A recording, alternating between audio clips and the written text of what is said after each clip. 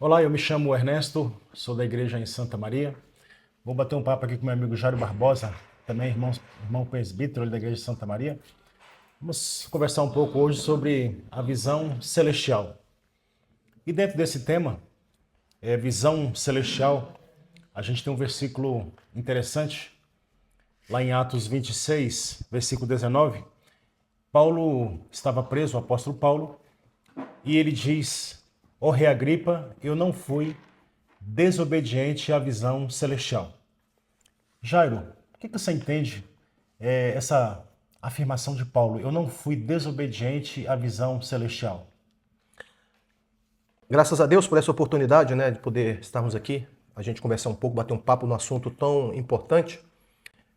O apóstolo Paulo, ele estava ali perante, né, ao rei Agripa, ao rei da época, e ele estava preso justamente por ter vivido e governado, vivido, e foi preso por essa visão, e depois ele acabou sendo morto por essa visão. E ali perante o rei Agripa, ele falou que não tinha sido desobediente à visão celestial. Mas que visão celestial é essa? Nós entendemos que depois o apóstolo Paulo ele passou a escreveu as escrituras, várias epístolas, e ali em Efésios capítulo 5, Ernesto, versículo 31 e 32, ele está se referindo, né, trazendo alguns princípios ali de casamento, né, para os efésios e para a relação conjugal, e abruptamente, né, e até engenhosamente, ele diz: mas eu não me refiro, grande é este mistério, né? Mas eu me refiro a Cristo e à igreja. Então, grande. É interessante, né? Sim. Desculpa, esse momento, porque ele estava falando a respeito de um casamento, né? Sim. E ali, à medida que ele falava do casamento, as pessoas chegam a imaginar que ele está se referindo ao homem e à mulher. Mas como você disse, abruptamente ele se refere: eu estou falando sobre Cristo e a igreja, né? Ou Cristo e a seja, igreja. ele mostra todo um ambiente, Sim. como se um casamento fosse, toda uma circunstância, Isso. mas de repente ele muda, se referindo a Cristo e a igreja. Isso, é interessante porque, na realidade, então, Cristo é a igreja. A visão que ele se remete ali, ele está falando sobre Cristo e a igreja. Então, quando ele escreveu Efésios e Colossenses, ele disse que a igreja é como se fosse a noiva e Cristo é como se fosse o noivo. Por isso que ele fez ele mudou abruptamente, mas tem tudo a ver. Então, qual é a visão celestial a que Paulo se referia? Cristo e a igreja. Cristo e a igreja. Interessante. E ao longo da nossa jornada espiritual, é importante que a gente sempre tenha essa visão muito clara, né? Sim. Inclusive, a gente tem nas nossas mensagens o símbolo de uma águia, que é um animal que tem uma visão de cima, uma visão ampla, Sim. uma visão precisa, né? Sim. Mas ao longo da nossa vida, a gente sabe que essa visão pode ser embaçada. Sim. E explica pra gente um pouquinho o que vem a ser essa visão embaçada, o que seria? Pois o apóstolo Paulo, em suas epístolas também, ele vem nos ajudar, porque, primeiramente, quando ele escreveu para o jovem Timóteo, lá no capítulo 1, versículo de 3 a 4, eu vou até ler aqui, Ernesto, se me permite. 1 Timóteo, capítulo 1, versículos de 3 a 4, diz assim: quando eu estava de viagem rumo da Macedônia, te roguei que permanecesse ainda em Éfeso para demonstrares a certas pessoas, a fim de que não ensinem outra doutrina, né? Nem se ocupem com fábulas e genealogias sem fim, que antes promove discussões do que a economia de Deus na fé. Então esse versículo, e tem outros, mas isso aqui me ajuda a explicar, que naquele tempo existiam outras pessoas que estavam ensinando coisas diferentemente da vontade de Deus, daquilo que o apóstolo Paulo, comissionado por Deus, achava que deveria ser explicado. E essas pessoas, ao explicar ou ao ensinar nas igrejas, traziam muita confusão, embaraçamento, perca da visão celestial. Então, esse foi um dos motivos de que a importância de conhecer a visão, dela não ficar embaçada. Hoje existem vários conhecimentos, né?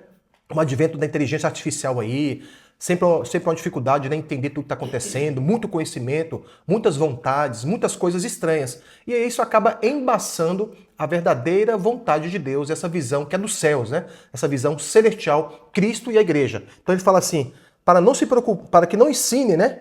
Para que nem se ocupe com fábulas e genealogias, um ensinamento que só pode trazer isso, do que antes a economia de Deus na fé. Então, basicamente é isso aí.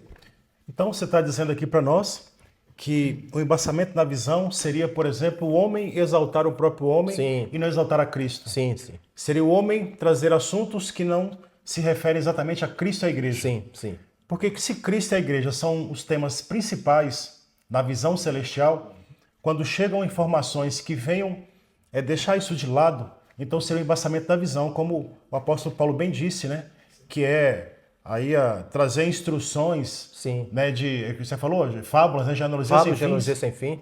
Exato, e isso a gente percebe que acontece muito no mundo cristão, ainda mais hoje, né? As pessoas, elas costumam trazer conteúdos que deixam de lado Cristo e a igreja. E esse nosso bate-papo aqui hoje é exatamente para deixar muito claro que em todas as nossas mensagens, em todo o nosso desfrute, não pode faltar esses dois conteúdos essenciais, que são Cristo e a igreja. Perfeito? Sim. Ernesto, me permite também um detalhe nesse aspecto, que olhando, né, a gente tendo audácia de olhar um pouco para o sentimento de Deus, aquilo que está na Escritura de Gênesis e Apocalipse, Deus ele tem um propósito, né, ali. Para ele é muito simples. Aquilo que você falou, Cristo e a igreja. Essa é a visão celestial. Mas muitas das vezes nós nos confundimos, nos complicamos ou complicamos as coisas. Por quê? Por vaidades próprias, a visão embaçada, por motivações pessoais, muitas das vezes, por projetos próprios. E aí muitas das vezes a gente coloca essas questões à frente da verdadeira visão, essa visão celestial. Pelo que, ó rei Agripa, Paulo falando, eu não fui desobediente o quê? À visão celestial. Não foi a minha visão, foi a visão celestial, que é Cristo e a igreja. Perfeito. Bom, e a gente falando a respeito de visão celestial, é claro que é um tema muito vasto, né? Puxa, muito Então, você poderia, Jair, explicar para a gente essa visão celestial? A gente consegue ministrar assim de maneira compreensível em mais ou menos ali quantos episódios, vamos dizer assim? Quais são os temas principais explorados dentro desse tema visão celestial? Bem, para Deus é muito simples, né?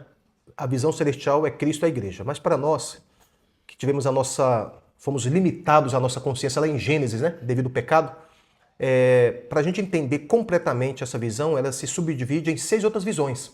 Então, depois que a gente quer depois um outro bate-papo para a gente procurar explicar e estender e aprofundar em cada tema, a partir do momento que a gente estuda esses temas, a gente tem o entendimento completo. Então, a visão celestial que é Cristo e a igreja, nós podemos dizer que ela se subdivide em 6 outras grandes visões. A primeira é a visão da economia de Deus, aquela visão que rege e regula, né? Ali vai falar um pouco da vontade de Deus, do plano de Deus. A segunda visão é a visão de Cristo, Cristo como centro de todas as coisas, a centralidade de todas as coisas. A Bíblia foi para Cristo. Cristo é para desfrute da igreja e a igreja é para desfrute de Cristo. Simples assim. A terceira visão, Ernesto, que você me perguntou, é a visão sobre a igreja como sendo o corpo de Cristo, né? Também queremos, se Deus permitir, um espaço para a gente poder explicar um pouco. A quarta visão é a visão do eu, a importância. O homem, depois que pecou, ele passou a ser um problema, passou a ter uma vida própria, uma alma própria, uma vontade própria, e hoje o homem, que é o material que Deus escolheu para a sua edificação, é um problema. Então, essa visão faz com que o homem, que é o material, conheça a si mesmo, para não atrapalhar o plano de Deus. Pelo contrário, ser um cooperador do plano de Deus. E temos a quinta visão, para explicar a grande visão celestial, que é a visão ali do mundo. Mundo é um outro problema. Nós sabemos também, o apóstolo Paulo nos deixa claro nas suas epístolas que o mundo, né, jaz no maligno. Né? O maligno é uma pessoa. Né? Nós sabemos que é um ser, é o adversário de Deus. Então, todo esse sistema cosmos, ele vai contra a vontade de Deus, que é Cristo e a igreja. Então, precisamos conhecer o mundo e nos afastar dele, saber quais são os perigos que o mundo nos oferece e atrapalha o plano de Deus. E a sexta visão, por último, e não menos importante, é a visão da consagração. Então, Deus requer que pessoas, né, se consagram pelo projeto dele, pela visão dele. O apóstolo Paulo foi esse que se consagrou e teve uma transformação cabal. A partir do momento que ele foi ganho por essa visão celestial, ele pôde viver por ela. Todas as pessoas em volta deles eram transformadas por essa visão, foi preso por ela e morreu por essa visão. Tudo isso dentro do aspecto da consagração. Então seria a sexta visão, a visão da consagração. Ou seja, é por isso então, Paulo ele não falou, simplesmente deixou uma mensagem, né? Ele viveu essa mensagem. Sim. Quando ele se dirigiu ao rei Agripa, ele disse, né, que não foi desobediente à visão celestial, sim. Ele foi fiel e foi fiel até a morte, né? Sim. Então isso mostra para nós o quanto é importante nós termos essa visão e nós lutarmos e batalharmos por ela espiritualmente. Foi isso que aconteceu com o apóstolo Paulo e é isso que nós precisamos também ter como verdade e vida para nós, né? Sim. Porque isso nos transforma, né, Jair? Com certeza, nos transforma. E aproveitando que você falou a respeito da economia de Deus, aqui só uma pequena palhinha, né? Para o telespectador que está aqui nos ouvindo. O que vem a ser economia de Deus, né? Não tem nada a ver com o assunto financeiro. Verdade. A palavra economia, a gente pode dividir lá no grego, ela vem de oikos. Oikos quer dizer administração. Sim. Então a economia de Deus é administrar as coisas de Deus, né? E dentro desse tema, quando a gente aprofunda um pouco mais nele, a visão central que governa toda a Bíblia é a economia de Deus. Sim. Né? Sim. Que é o plano de Deus de dispensar-se para dentro do homem. Sim. Parece estranho você que está nos ouvindo, o que é Deus dispensar para dentro do homem. Sim. Quando Deus, ele se fez homem na pessoa de Jesus, e Jesus foi enviado para viver aqui na terra entre os homens, Jesus teve a sua vida humana, Sim. mas Jesus, todos nós sabemos, Jesus foi morto, foi crucificado, mas ele não permaneceu na morte. Ele ressuscitou, e a Bíblia diz que ele se tornou o Espírito vivificante, né? Sim. E esse Espírito vivificante, todo aquele que nele crê, esse Espírito, ele entra dentro do Espírito humano. Então, aí está, né, Jairo? O segredo da economia de Deus é isso, né? É Deus dispensar-se para dentro do homem por meio de Jesus, né? O Espírito de Jesus. Sim. Ernesto, me permite também, você trouxe um assunto importante que às vezes passa desapercebido, né? Economia, né? Vem do grego a palavra oikonomia. Oikos ou oikos, que quer dizer lei, nomos ou nomos, que quer dizer casa. Então, a lei da casa ou a administração da casa. Então, aí quando pega essa palavra oikonomia e traz para o português, é a economia. A economia de quê? De Deus, que é a administração de Deus, a administração da casa de Deus. E aquilo que nós falamos, o que é a casa de Deus? A igreja, né? A igreja é a administração da casa de Deus. Um detalhe importante, o que Paulo usou aqui? Ele usou o costume da época, né, Ernesto? Da época você falou sobre dispensar ou despensar. Na época, muito tempo atrás, as grandes famílias, as grandes casas, mansões, viviam várias gerações juntas, moravam juntos, várias gerações. E ali era estabelecido o mordomo. Essa pessoa tinha a função de dispensar, né, o alimento para essas pessoas e o bem-estar de cada um. Dispensar, despenseiro. Então ele dispensava, ele é aquele que administrava a dispensa da casa. Então por isso que essa função de despenseiro é o mesmo de mordomado. Ele era o mordomo, o despenseiro das riquezas daquela casa. Então por isso que o apóstolo Paulo utilizou esse termo para explicar a vontade de Deus, a economia de Deus, que é Cristo, né, como o Ernesto colocou, se dispensando ao homem. Você falou interessante da figura do mordomo, né?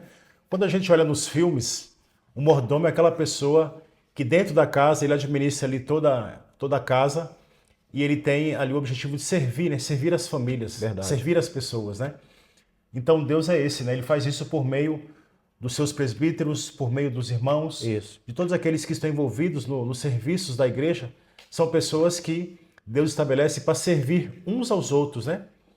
Esse é o segredo da vida cristã, mas não há como servir se a pessoa não tiver essa visão celestial. Verdade. Porque se ela não tiver a visão celestial, né, Jairo? Sim. Ela vai servir imaginando que está servindo a homens. Verdade. Então a visão dela ainda está embaçada, porque nós não servimos a homens, mas servimos ao próprio Deus quando nós servimos aos irmãos, né? Verdade. Então a vida da igreja é uma vida, de fato, que precisa ser regida pela economia de Deus, como nosso amado irmão Jair aqui falou. E a economia de Deus, para muitos, ela é um segredo, né? Verdade. Mas graças ao Senhor que Ele tem nos revelado isso dia a dia. E hoje vamos sair daqui, claro, né, Jair? Inicialmente, espero. A respeito dessa economia de Deus. Então, eu queria agradecer sua presença e que nós possamos continuar juntos, né? Sim. Tendo a nossa visão desembaçada, vamos dizer assim. Sim. Porque não é fácil, né? Verdade. O mundo tem muitas coisas que tiram o nosso foco, mas a palavra é aquela que nos alinha e que clarifica a nossa visão, né? Obrigado, Ernesto, pelo convite, obrigado pelo apoio e pela oportunidade. Um abraço. Abraço.